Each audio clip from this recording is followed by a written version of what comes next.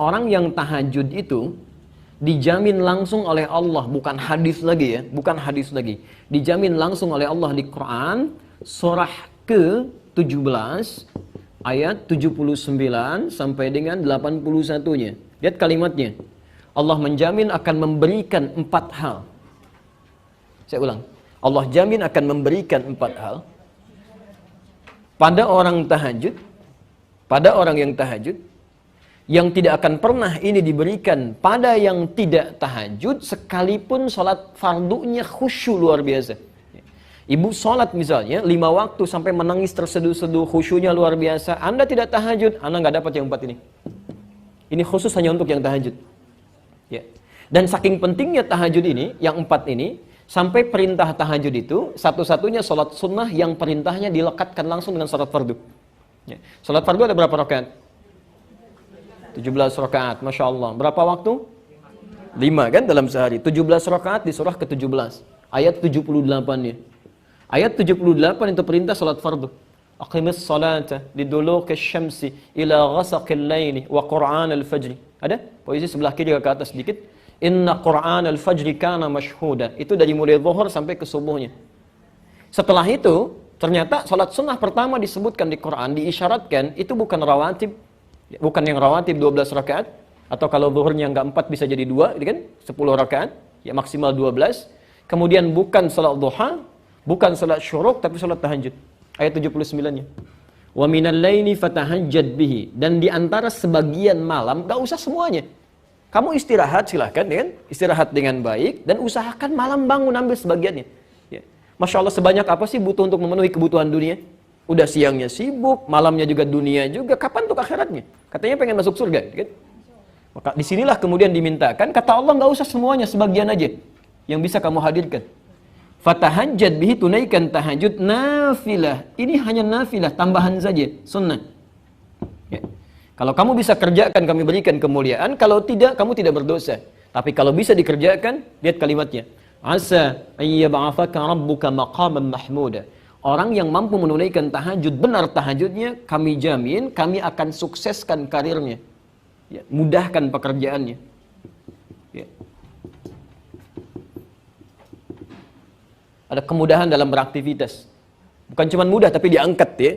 Jadi ada maqam mahmuda, itu beda bu. Kalau maqam itu pijakan yang mengangkat derajat. Ya.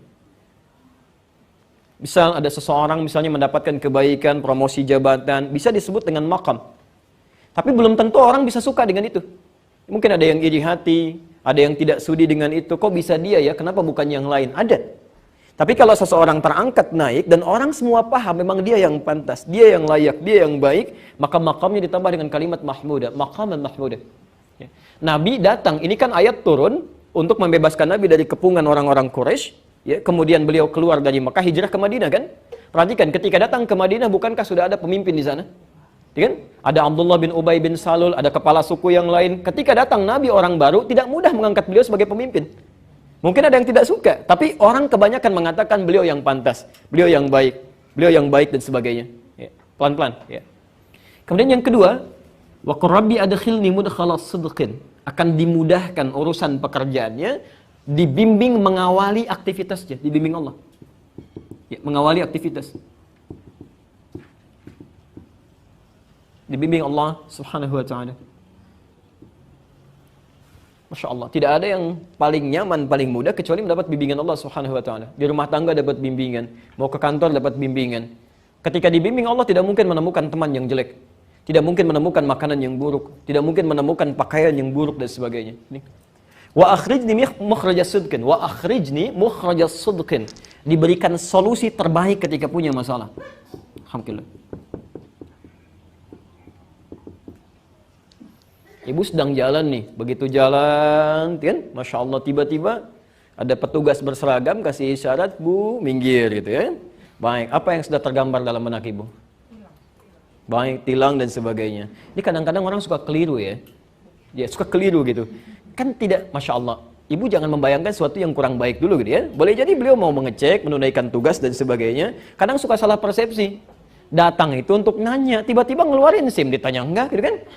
Atau yang salah kaprah mengeluarkan uang misalnya. Kan nggak diminta, kenapa dikeluarin? Ya.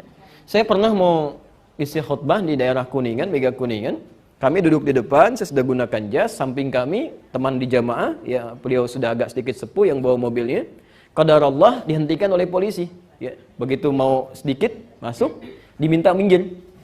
Minggir Pak katanya. Ya, begitu sudah merapat, beliau mau mengeluarkan SIM begini. Ya, si polisinya mengatakan mau kemana B, gitu kan? Beliau senyum, melirik kepada kami, saya kemudian langsung saya jawab, mau Jumatan Pak. Saya khutbah gitu. Oh sudah langsung aja. Langsung aja. Lalu saya katakan kepada teman kami tadi, Pak, pertanyaannya kan mau kemana? Bukan minta SIM. Ya. Jadi kadang-kadang kita keliru dalam bersikap karena menjawab tidak sesuai dengan pertanyaan. Ya. Ibu bisa pahami nggak? Anak kita sekolah, ada pertanyaan, dijawab tidak sesuai dengan kadar pertanyaannya, salah kan? Kadang-kadang polisi belum nanya, sudah dikasih macam-macam, ya salah gitu. Ya, banyak orang baik Bu, banyak orang baik di kepolisian tuh. Kalau saya ke Mabes atau ke Polda itu Masya Allah gitu ya, orang sudah merapat ke masjid, banyak yang berdoa dan sebagainya. Tidak semua buruk, kadang-kadang yang masuk ke setannya bukan petugasnya, manusianya juga yang salah gitu. Jelas ya? Baik, ini bagian yang pertama. Ya. Jadi kalau kita sering mendekat kepada Allah, kasih solusi. Ya. Nggak harus ada biaya kok, nggak harus banyak tenaga. Ya. Pelan-pelan. Yang terakhir, waj'alni min ladunka sultanan nasira. Kalau diganggu dalam hidupnya, Masya Allah.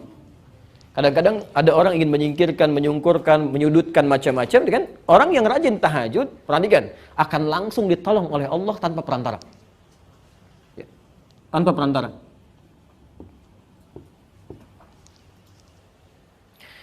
Saya agak sedikit cepat ya, karena bukan ini inti materi kita. Nah, sekarang perhatikan. Rumusnya, kalau ibu ingin menunaikan tahajud, isyarat-isyarat di fikihnya harusnya, sebelum dikerjakan tahajudnya, ini 4 ini keluarkan dulu Bu. Ibu tulis, tempelkan di samping dinding tempat kita tidur itu. Begitu Anda mulai miring ke kanan dan melihat tulisan ini, nggak punya rencana atau tidak terfikirkan tahajud pun, ibu malam bisa bangun.